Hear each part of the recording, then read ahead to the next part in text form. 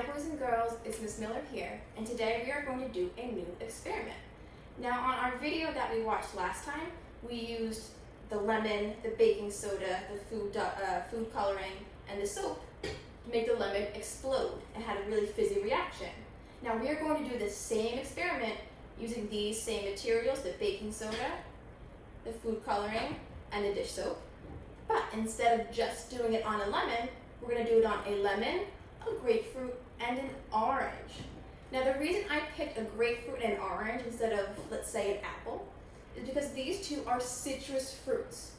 So the citrus acid, just like in the lemon, is what interacts with the baking soda to make that reaction, okay? Now, before we get started, I want you to make a hypothesis or a guess of what you think is going to happen. Do you think they're going to have the exact same reaction? Do you think one of the fruits is going to have a bigger reaction?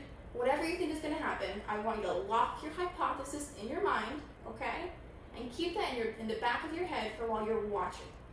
Now, before we get started, I want to poke the holes in the different sections of the fruit with my knife. But you can also use a craft stick or anything you have at home that can poke holes. I already poked holes in the grapefruit and the orange, so I'm going to do it with the lemon. You see how I just put it right in the lemon slices? Now the reason I'm poking these holes is so that the baking soda and the food coloring and everything can get really deep inside the lemon. Okay.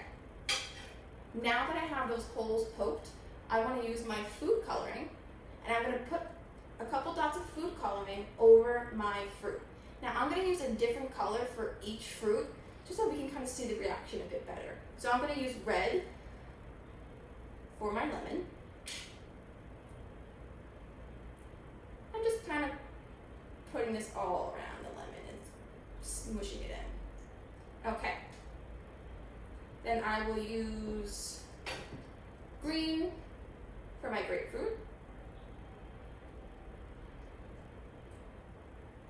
And again, I'm just putting it all over my fruit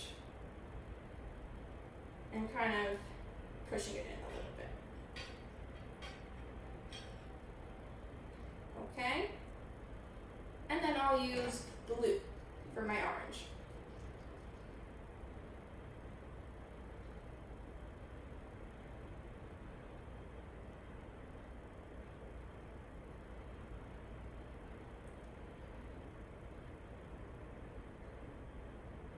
Okay, now that I have my food coloring inside my fruit, I'm going to put some soap. I'm going to put it all over, just really get it in there. Okay. Now that I have the soap and the food coloring on here, I'm going to take my spoon and I'm going to put the baking soda all over it. If you notice, I have the other half of the fruits over here, okay, in case I need more juice for my experiment. All right. Here we go. I'm going to put these in here, and then I'm going to take my knife afterwards and really push the baking soda in.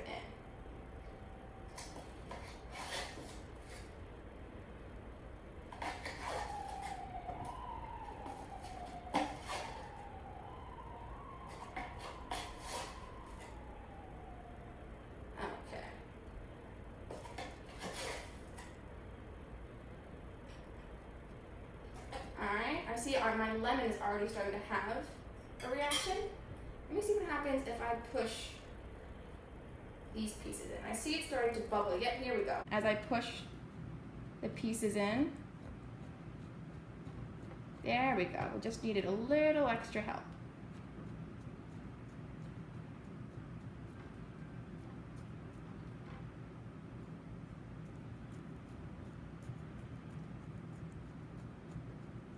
See, it's starting to bubble up on each of the different fruit. Now, I want a bit of a bigger reaction, so I'm going to take the juice from each fruit and pour it over it. So I'll start with the orange. And let's see if that helps it make a bigger reaction.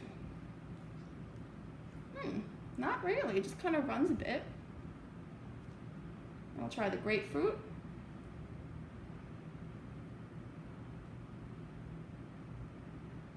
Yep, it's starting to bubble up, you see?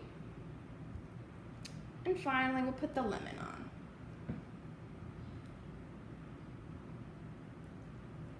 Okay, yep, see it's starting to bubble up again. So they pretty much all have the same reaction. Poke it a little bit more. But I think the grapefruit had probably the biggest reaction next to the lemon, right?